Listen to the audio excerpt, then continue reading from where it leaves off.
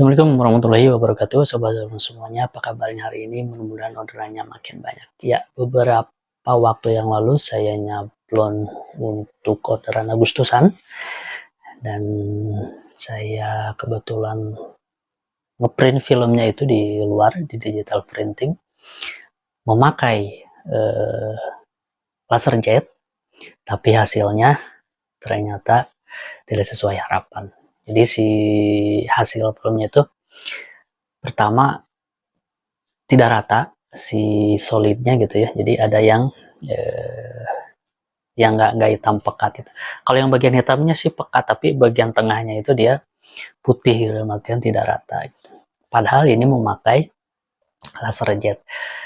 Kenapa demikian? Nah, saya mau coba sharing pengalaman memakai print laser jet ini. Memang secara ideal untuk film itu idealnya kita memakai laser jet, karena pertama dia pasti pekat hasilnya, terus karena dia memakai serbuk jadi dia minim luntur gitu kan, nggak akan luntur pada media yang tepat gitu kan. Nah, kebetulan saya ngeprint itu ukuran A3, tadinya mau disambung pakai printer di rumah gitu karena beberapa warna, jadi agak riskan gitu. Warna pertama itu disambung, warna kedua disambung, itu agak riskan gitu. Kecuali kalau sewarna aja, misalkan nyablon satu warna disambung nggak apa-apa, saya masih berani. Tapi kalau beberapa warna disambung agak riskan gitu.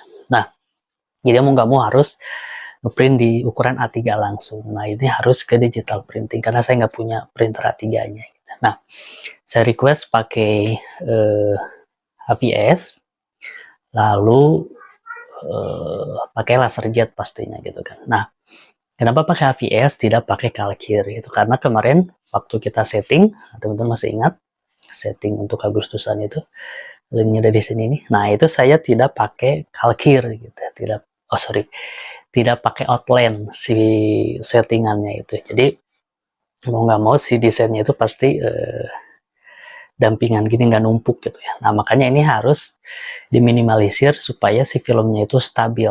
Nah, kalau pakai Kalkir terus pakai laser, ada kemungkinan si Kalkirnya itu karena kena panas ya. Jadi Kalkir itu sensitif, kena lembab dia bergelombang nggak rata, kena panas juga sama kasusnya gitu. Makanya yang lebih stabil itu adalah pakai HPS. Jadi HPS sudah clear, lalu pakai laser jet.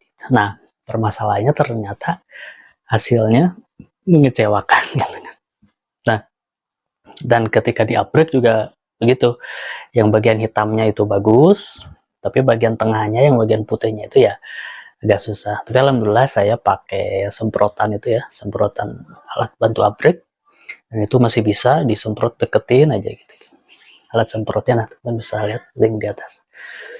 Nah, kalaupun agak susah, teman-teman bisa digosok gitu ya, digosok bagian yang susahnya itu pakai air sabun dengan lap gitu aja.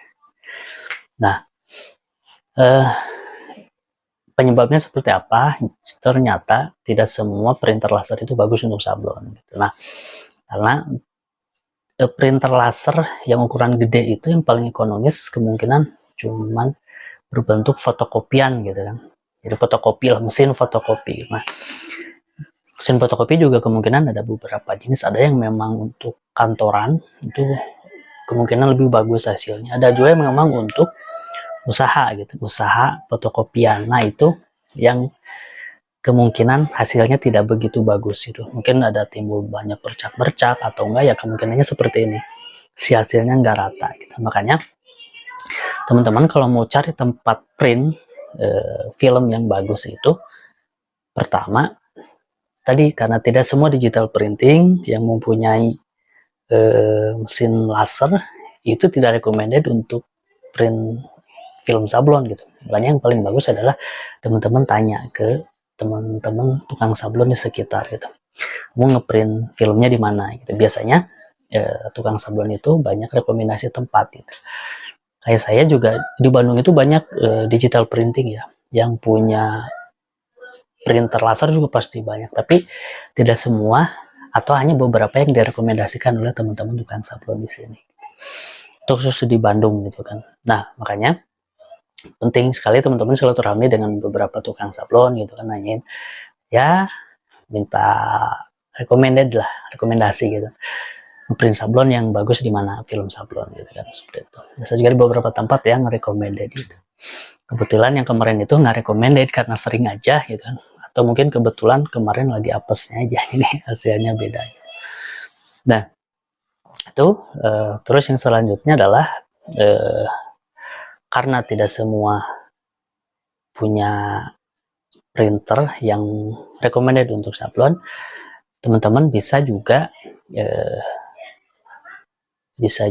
namanya order. Biasanya kalau teman-teman yang setting ke orang itu settingnya maklun gitu kan, biasanya itu sudah include dengan ngeprint filmnya, dan itu biasanya sudah standar lah, jadi nggak mungkin dia nerima setting terus ketika di print pakai printer yang jelek gitu, rata-rata nggak mungkin. Jadi rata-rata dia terima jasa settingnya dengan jasa printingnya filmnya, itu biasanya hasilnya udah bagus, sudah standar gitu. Jadi teman-teman punya dua opsi nih. Pertama, kalau teman-teman suka ngemaklun setting, itu minta sekalian di print aja gitu, aman. Atau yang kedua, kalau seperti saya nih, kalau setting sendiri, nah ngeprint kan juga sendiri, kadang pakai printer di rumah, kalau nggak memungkinkan kan di digital printing. Nah teman-teman harus cari tempat nih yang recommended di wilayah teman-teman semuanya. Tapi by the way, hasil yang kemarin itu lumayan bagus lah, karena tadi kebetulan ketika ngeprintnya pakai alat semprot, jadi bisa difokusin, dan kebetulan yang nggak ratanya itu yang jeleknya itu bagian tengah. Jadi ketika digosok tidak mengganggu desain yang sekitar. Yang gawat itu kalau yang nggak bagusnya itu ada di pinggiran desain, khawatirnya ketika kita gosok ternyata malah berobor, malah merusak desain yang lain gitu. Tapi alhamdulillahnya itu bagian tengah, jadi ketika kita gosok tuh agak leluasa gitu. Nah itu saja mungkin sharing pengalaman kemarin, mudah-mudahan teman-teman tidak mengalami ya. Jadi mudah-mudahan di tempat teman-teman ada tempat yang recommended untuk sabun, atau mudah-mudahan teman-teman punya rezekinya bisa kebeli printer rumahan ya yang ukuran gede gitu, ukuran A3 bahkan A1. Oke, itu saja sharingnya kali ini, sekedar share pengalaman ya. Semoga bermanfaat. Assalamualaikum warahmatullahi wabarakatuh.